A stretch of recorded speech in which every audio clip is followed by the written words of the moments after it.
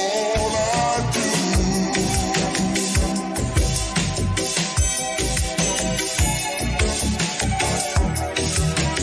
Loving you is all I do.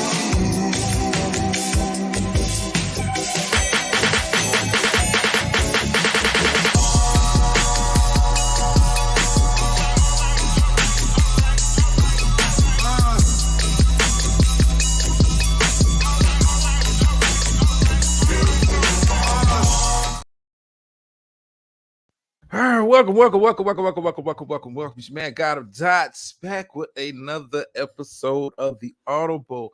Hope everybody had a very good weekend. Super Bowl Sunday is always a good time to get together with family and friends and enjoy the biggest game of the year. Shouts out to those who made themselves known. What's going on, brother? Certain age, Miss Murph. How y'all doing? Yes, congratulations to the Kansas City Chiefs. And if you see the ticker at the bottom, we're going to talk about it tonight. Tonight's focus will be strictly on the game. I'm gonna give you my breakdown of the game in as much detail as I can. And that's the question I have coming out of this Super Bowl. Are the Chiefs a dynasty? And after Patrick Mahomes has picked up his third Super Bowl win before the age of 30, when you look at what they have in place as of right now, you have to put Kansas City Chiefs in the conversation of a dynasty. You have to put them in that conversation when you consider they have Patrick Mahomes locked up for the next decade or so. He's on a very team-friendly contract. When you look at the pieces that they have, it's room for improvement. It was a kind of a down year by Kansas City Chiefs standards as far as the regular season go, as far as how they performed throughout the season. Offensively, the defense. Now, I didn't know this before the Super Bowl. I knew the Kansas City Chiefs had a very good season on the defensive side of the ball, but I didn't know that nobody had scored more than 25 points on them the whole season. So I was very shocked by that stat. I could have swore they had a game or two where somebody lit them up, but maybe I was wrong. Maybe the stat was wrong, but that's neither here nor there. But you got to consider the Kansas City Chiefs after winning yet another Super Bowl against the 49ers, and we're going to talk about them moving forward because Vegas has already kind of put them in as the favorites for the next season. And when you look at the pieces that they have in place and some of the moves they may have to potentially make, San Francisco has got to be in the conversation again next season as far as potential Super Bowl contending teams. But Kansas City Chiefs, I think you just got to go ahead and give it up for them. Patrick Mahomes, I'm not going to put him in the GOAT conversation. I think for me, for him to be included in the GOAT conversation, he's got to go at least. Yeah, brother. So yeah, they're definitely the dynasty conversation. But for Patrick Mahomes on an individual level, for him to really enter the GOAT conversation, I think he's got to go get two more Super Bowls. And I would think to really have a serious conversation about him being greater than Tom Brady when we're talking about the totality of their success in the postseason. I think if he goes and gets two more Super Bowls and doesn't lose a Super Bowl in the time span it takes him to get those two, I mean, you can make an argument. You can make a strong argument. Yeah, Tom Brady's sitting right there with 7. It seems so unattainable, but hey, Patrick Mahomes is halfway there. He's before the age of 30. When you look at the Kansas City Chiefs, they got some big decisions to make this offseason, of course. I'm namely looking at you, number 95, Chris Jones. But if Mahomes goes out and gets 2 more Super Bowls without losing one, we're talking about him being 5-1 in the Super Bowl, and the only Super Bowl loss he has is against Tom Brady. You gotta kind of put him in that conversation. You gotta kind of start having that conversation. Is Patrick Mahomes the greatest quarterback of all time? Because the counter argument I hear a lot of people make when we're talking about Brady. Yeah, Brady has 7, but he's not undefeated in Super Bowls. He's lost Super Bowls. That's kind of like the counter argument. You hear that from mainly people that are Terry Bradshaw fans, Joe Montana fans. Say, yeah, he's got 7. My guy's got 4, but my guy never lost in a big game. And it is what it is. At that point, you can't deny it. It's kind of like the conversation you would have when anybody when they're talking about greatest all time, Jordan or LeBron. You can nitpick at that kind of stuff, but I look at the Kansas City Chiefs coming off of this season. It was rough for them during the regular season, and to put it all together coming down the stretch, put it together all coming down the stretch the way that they did. Speaks volumes for the resiliency of this team. Speaks well for the future of this team. Now, I'm not going to get too much into like the off-season stuff. We'll get to that when around draft season, free agency, and all of that. But I don't see Chris Jones coming back. Chris Jones wants to get paid, and rightfully so. What he means to this Kansas City Chiefs defense. But I don't think Kansas City is going to pony up the money to pay him. So you may be seeing Chris Jones in a different jersey next season. How does that change the offseason plans for the Kansas City Chiefs? Changes it drastically when you have a disruptor of the level of Chris Jones. It changes your defense. We're talking about Chris Jones. I'm not going to put him in the same conversation with an Aaron Donald or a Myles Garrett. But he is a big piece. I mean, when you have that kind of interior rush, good run defender, but even better pass rusher coming up the middle. I mean, how do you replace that? How do you replace that? I know they've kind of drafted some guys, but none of the guys are even on the level of producing at the level of Chris Jones. So that is a big question mark going into it. But let's get to the game. Yeah, brother said that. Yeah.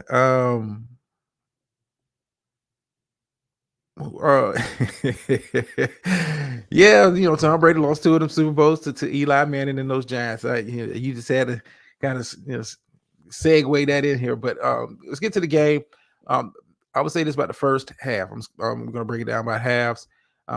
First half, very good defensive struggle. But I think both teams were kind of trying to feel each other out, not willing to really take big risk in regards to that. But I think that was a mistake San Francisco made in the first half, with Kansas City offense struggling like it has been all year, not really finding a rhythm until well into the second half. I thought San Francisco missed the opportunity with KC's offense struggling. I thought they should have been more aggressive on the offensive side of the ball. What's going on, Spottom? I think Kansas City should, San Francisco should have been more aggressive on the offensive side of the ball. A 10-point lead is not safe, especially when we're talking about playing the Kansas City Chiefs in a big game. I thought San Francisco wasted some opportunities in that first half. Drives kind of stalled out, and Brock Purdy didn't have a bad first half. I mean, stat-wise, he had a better first half than Patrick Mahomes, but credit to the Kansas City Chiefs defense for keeping the game as close as it was. But first half it wasn't a must-see football. If you're a defensive guy that we come to see stops and all that, great defensive plays, then yeah, I think San Francisco did a very good job limiting the impact early of Travis Kelce, really taking him out of the game plan.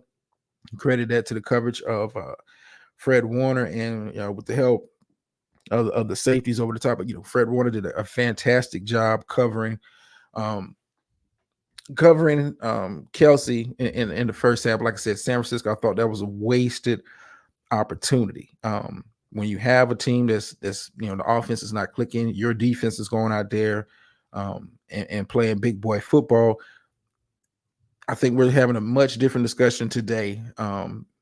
If San Francisco was able to put up 17 points in that first half, I think that, to go into the half just down 7 points, Kansas City felt like, hey, we're in a position to play here, play there.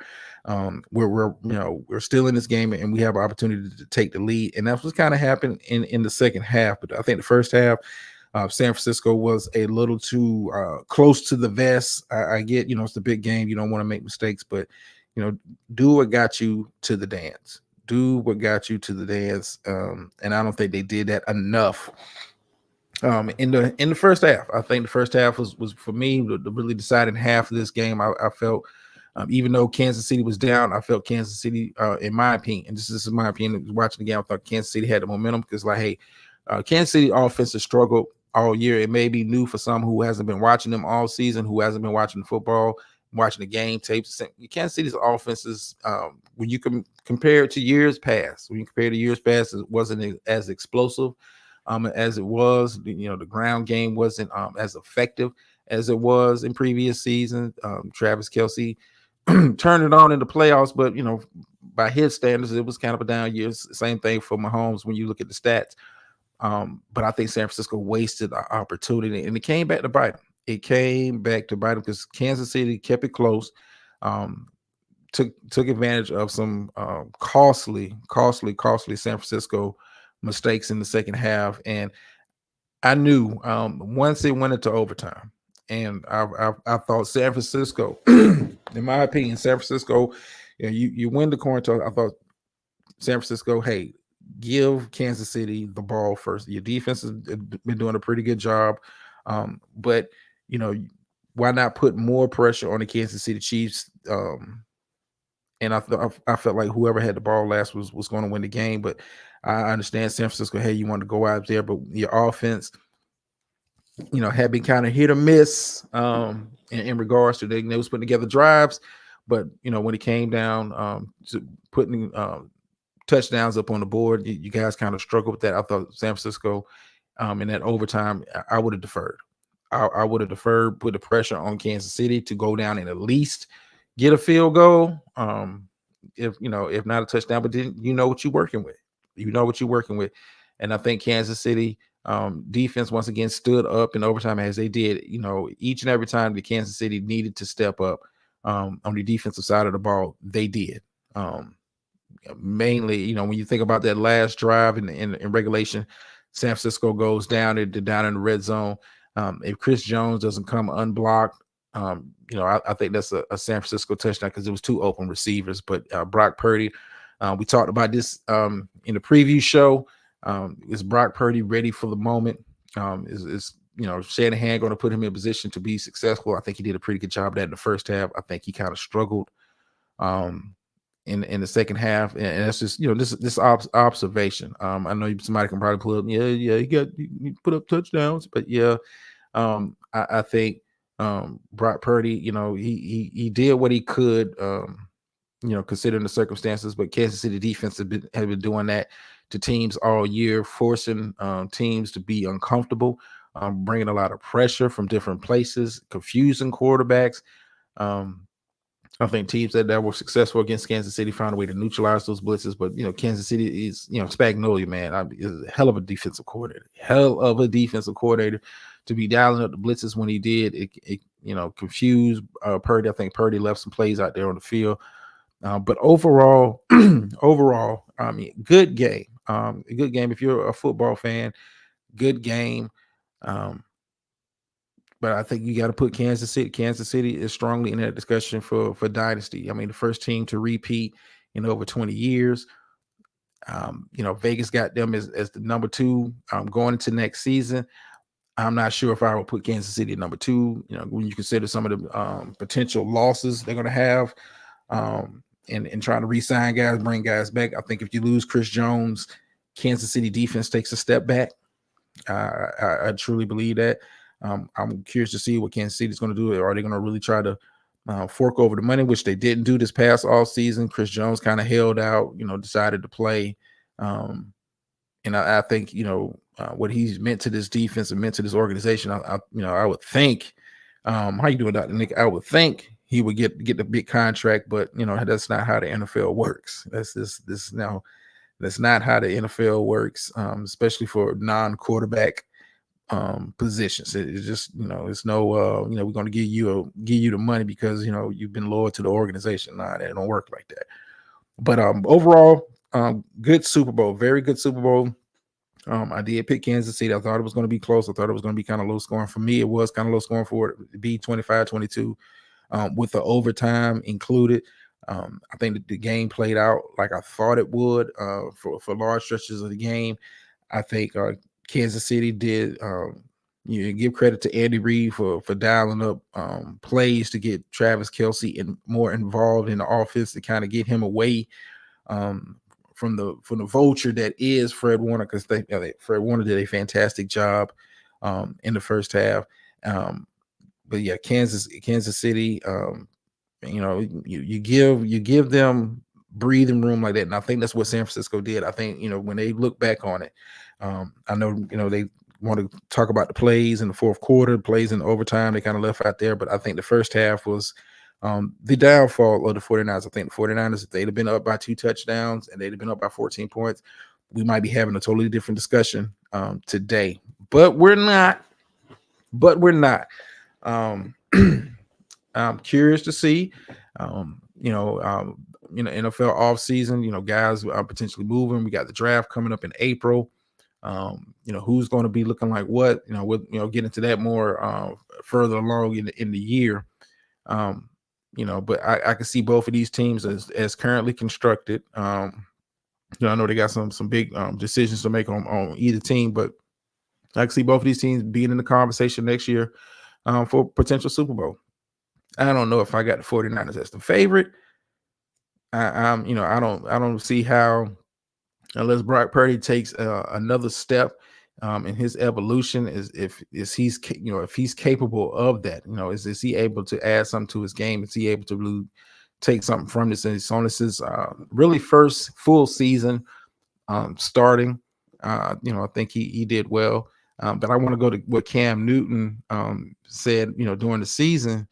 You got guys that are game managers and you got guys that are game changers. And you saw that, especially in the second half of this Super Bowl. Brock Purdy is a game manager, a very good game manager, a very good game manager. But when you have a game changer on the other side of the ball in Patrick Mahomes, and I think we can go ahead and kill that conversation. Patrick Mahomes is clearly, the number one quarterback, and I think everybody else is kind of fighting for number two. I don't see how you can put anybody currently playing in NFL in a conversation with Patrick Mahomes as far as being the best quarterback in the league, and he just has a keen sense when to make a play off script. When you look at some of those runs that he had in that fourth quarter of the game. Totally unscripted, but this, hey, I can trust my legs, and he did it last year in the Super Bowl against Philadelphia Eagles. When we thought, hey, he's out there with a hobbled leg, he's not going to be able to take off like that. And Patrick Mahomes is sneakily quick. I ain't gonna say he's fast. He ain't Lamar Jackson coming out the backfield. But when Patrick Mahomes gets an open lane, he knows when to take it, when to sit back there, take a sack. Just his feel for the game is on a completely different level. You got guys that physically do things better than him in the NFL, but I don't think anybody kind of puts it all together, especially on a big game stage like Patrick Mahomes. Clearly, in my opinion, the best quarterback in the NFL. And he may not win MVP every year, like I said, this was kind of a down year stat-wise for Mahomes, but I don't see how you could look at any other team and say, my quarterback is better than Patrick Mahomes, especially when he's proven it now with his third Super Bowl. Andy Reid, knowing when to dial up the slick play. I mean, the same play that they scored in overtime was the same play that they ran against the Philadelphia Eagles and got 2 touchdowns last Super Bowl. I mean, just to have that in the tuck, not pull it out. It's masterful play calling, but I felt like San Francisco, even though they were up at the half, I was like, yeah, this is you in a bad spot, man. You in a bad spot because, when you got a team like the Kansas City Chiefs, when you got a team, the defense is playing that well, but you had opportunities to put some more points up on the board. You got to take advantage of. This is not one of those teams that they get down by 7. Going into the half and get distraught. They stuck to their game plan. They, like I said, they got some timely mistakes by the 49ers, especially on the muff punt return. Great game. Thursday, we will be, kind of like doing the NFL season wrap up. I'll have an open panel for those who want to discuss, the biggest stories coming out of this season. What do you see on the horizon for the NFL? And, to kind of follow up on the Freestyle Friday show that we did. Thanks for everybody for coming out for that. And kind of follow up on the Taylor Swift thing. I was tripping out. Super Bowl Sunday, I'm trying to put together a couple clips for the channel, a couple videos for the channel and the shorts and stuff. I'd be damned if the NFL didn't put together a video. If the NFL didn't put together a goddamn video for Taylor Swift's moments in the Super Bowl. I said, if the and if the NFL ain't trying to capitalize off this, I mean to the final snap, the final whistle, I said, look at this shit. It ain't got millions of views. Millions of views. You can go on the NFL, go on the NFL's YouTube page. Got a whole goddamn, it's like a 6-7 minute video dedicated to Taylor Swift's reactions during the game. The Taylor Swift, I mean, I saw her pulling up with Ice Spice. They were filming that coming through the. I said, look at this shit. Look at this shit. I mean, but when you make them $330 million just by being associated with the game of football, I mean, can I really blame the NFL for saying, hey, we're gonna squeeze out one more last drop of this while we can? I was just like, what the? I said, what the hell is this? I'm looking at highlight videos, post game interviews, and the NFL has put together a goddamn Taylor Swift package for the Super Bowl.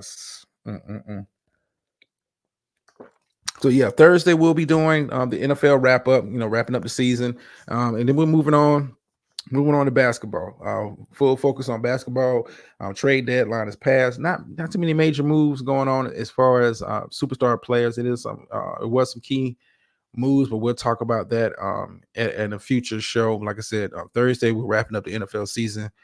I'm done with it. It's time to move on to the NBA. Dr. Nikki, hey, that is your opportunity when we start doing the NBA stuff, to learn a little something, learn a little something. Like we're heating up. We're over 50 games in. All-Star break is coming up. I want to say, is it this weekend or next weekend? But All-Star break is coming up. And then, we're down to the home stretch, going towards the playoffs, and I'll have my, playoff predictions and all, same thing we did last season. We're going to be full gear with that. We will be back with the NFL content.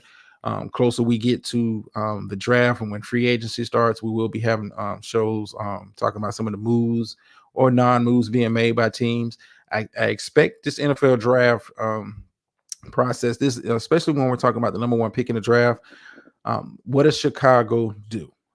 You guys know I'm not a Chicago Bears fan, but I am a big fan of Justin Fields. I think put Justin Fields in a correct system, allow him to use his talents, much like Baltimore uses Lamar talents.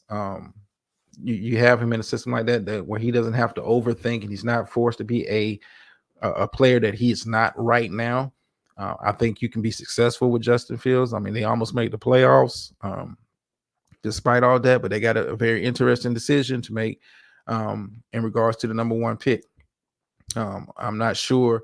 I think teams that need a quarterback are kind of just waiting to hear something out of Chicago camp. Credit to the front office for not really showing their hand, saying they want to, move Justin Fields. I mean, because I think that you can probably get a second round pick for Justin.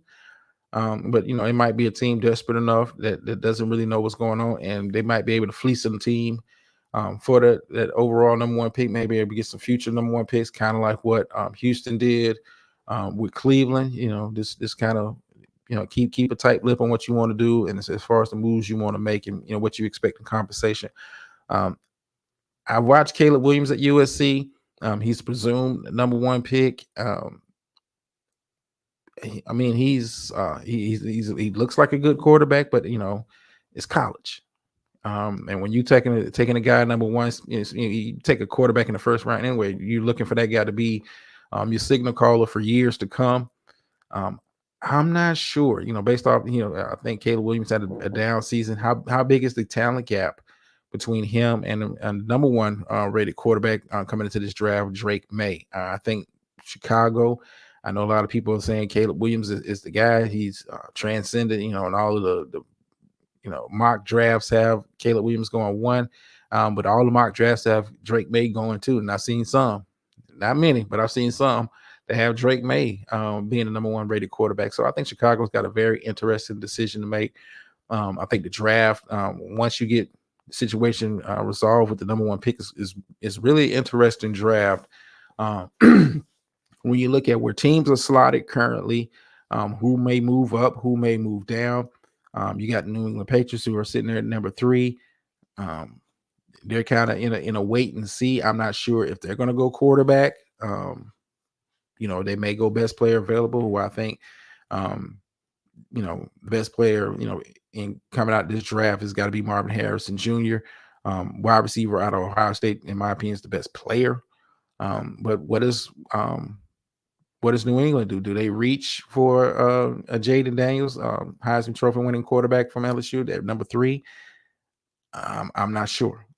So, like I said, it's going to be a very interesting draft. When we get closer to draft season, we'll kind of sit down here and do what we did last offseason. I did the mock draft over here, gave you the teams, gave you who I think they should pick.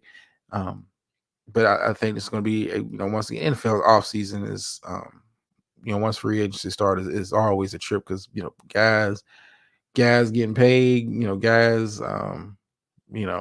making moves. And, it's a very interesting time for the NFL. A lot of people look forward more to the off season than the actual season, which is crazy to me. But hey, it is the NFL. Like I said, we'll be doing that on Thursday show for real. And then it's all basketball. NFL is over. For those coming in late who didn't watch the game, I don't know why not. Kansas City Chiefs submitted their status to me as a dynasty. With the big overtime win. Patrick Mahomes, yet another Super Bowl MVP. I mean, GOAT conversation. 2 more Super Bowls without a loss. I mean, he goes with a 5-1 record. I think you start having that conversation for greatest quarterback of all time. I think you can make a strong case for Patrick Mahomes.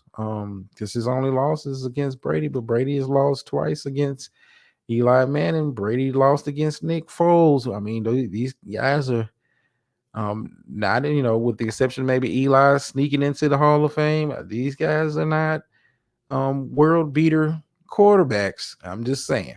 But that's further on down the line of conversation for another day. Thank everybody for taking the time to listen in and tune in. It's been a very fun NFL season. We will be back with more NFL content when it's relevant. But yeah, starting next week, it will be nothing but the NBA. We will be back to our regular scheduled programming Tuesdays and Thursdays with the NBA stuff. Of course, Freestyle Friday. I'm thinking of a topic for Freestyle Friday, something I want to kind of bring to the table. I like to kind of mix the social with the sports. But we'll see. We'll see if I have something.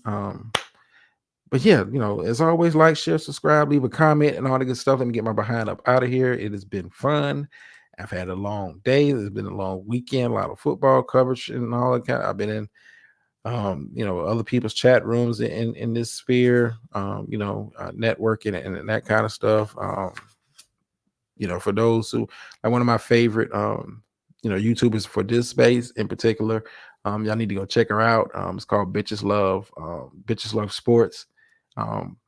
Very, very cool sister. She does a lot of Dr. Nick, you might like her. She does nothing but pretty much Cowboys content. But she's got a growing following over there with her channels, and just being in the mix. It's a lot of females in this space, which is dope. Which is dope. It's always interesting to hear their side of it, and just hear them really break it down. And get their point of view on football. It's a unique perspective, but I dig it. Yeah, end you off with the phrase that pays over here. Sometimes you win, sometimes you lose, but every time you learn. And I'm out.